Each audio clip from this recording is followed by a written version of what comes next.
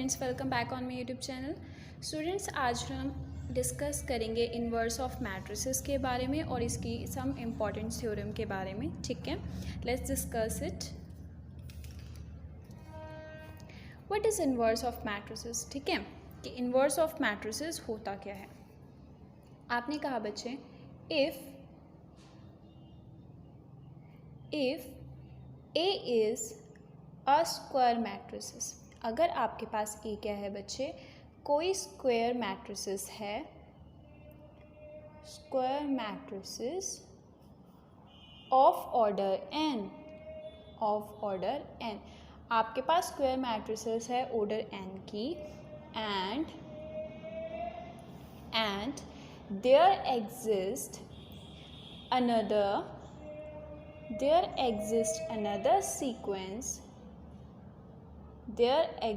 another square matrices B।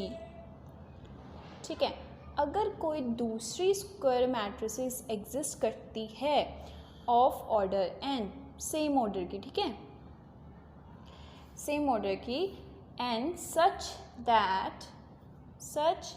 That कि अगर A को आप B से मल्टीप्लाई करो या B को आप A से मल्टीप्लाई करो, हमारे पास क्या आएगा, I ऑफ n, यानी हमारे पास आइडेंटिटी मैट्रिसेस आ जाएगी सेम ऑर्डर की। ठीक है, then A is said to be invertible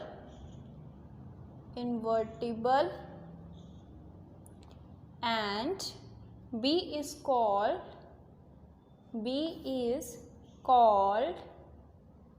the inverse of A।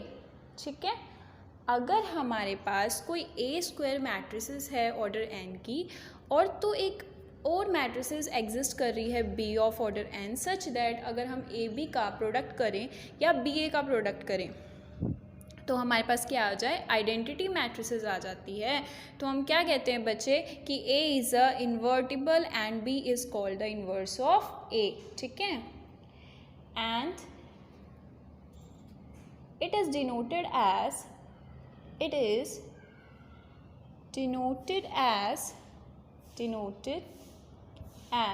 A inverse. ठीक है बच्चों, और इन जनरल हम इसको कैसे लिखते हैं?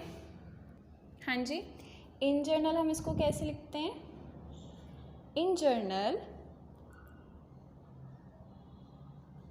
General the inverse of square matrices, inverse of square matrix A is denoted by A inverse. और इसको हम कैसे लिखते हैं बच्चे?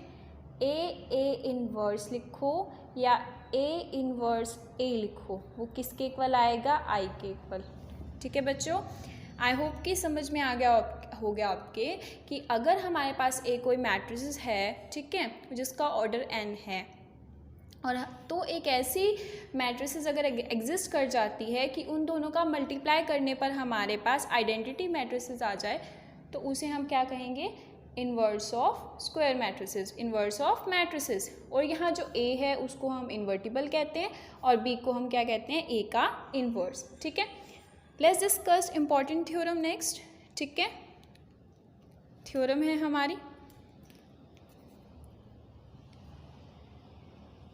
इम्पॉर्टेंट है, ये BSc मैथ्स सेम फर्स्ट की। क्या कह रहे हैं वो, inverse of every square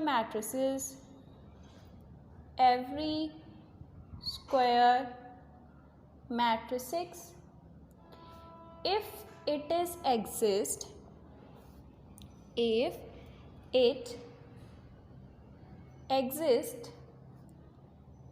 is unique, कि अगर किसी मैट्रिसेस की इन्वर्स एग्जिस्ट करती है तो वो क्या होगी, यूनिक होती है।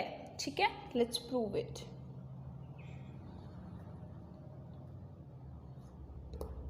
चलिए, आपने क्या किया बच्चे, आपने लेट किया कि A B n rowed square matrices, square matrix, कि आपके पास ए कोई एन रो की स्क्वायर मैट्रिसेस है, ठीक है। अब आपने क्या कहा, ये कह रहा है कि अगर किसी मैट्रिसेस के इन्वर्स एग्जिस्ट करता है तो वो यूनिक होता है। अब इसको कॉन्ट्रा लेके चलेंगे। लाइक हमने क्या कहा कि let if possible B and C B to inverse of A, कि बी और सी टू इन्वर्स मैट्रिसेस हैं ए की, ठीक है। अब हमें शो क्या करना है,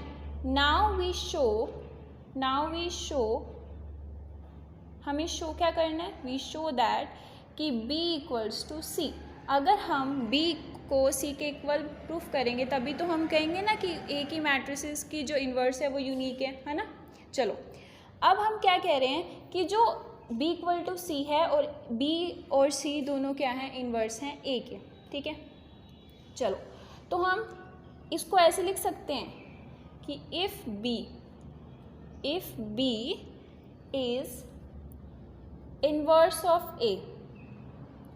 ऑफ ए, अगर b इन्वर्स है a का तो हम इसको ऐसे लिख सकते हैं ना बच्चे, A B equals to B A, वो दोनों किसके इक्वल हो जाएंगे, i के इक्वल, ठीक है बच्चे जी।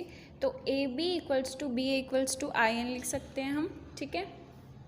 अब ऑल्सो अब हम कह रहे हैं कि जो c है, c is inverse of A, c भी क्या है, इन्वर्स है a का। इसको हमने क्या नेम दे दिया बच्चे, इक्वेशन नंबर 1, ठीक है। चलिए अब हमने कहा कि जो c है वो इन्वर्स है a का, तो ए सी इक्वल्स टू सी ए भी किसके इक्वल हो जाएगा, आई ऑफ एन के, और इसको हमने नाम दे दिया इक्वेशन नंबर 2, ठीक है। अब ध्यान से सुनना, अब हम कह रहे हैं कि since A B and C are all square matrices, all square matrices of the same type, ठीक है। और तो हम सी ए बी को, जो सी ए बी है उसको हम ऐसे लिखते हैं, C A B is equals to C A B, और ए बी किसके इक्वल है, from equation number 1 A B is equals to I N, ठीक है।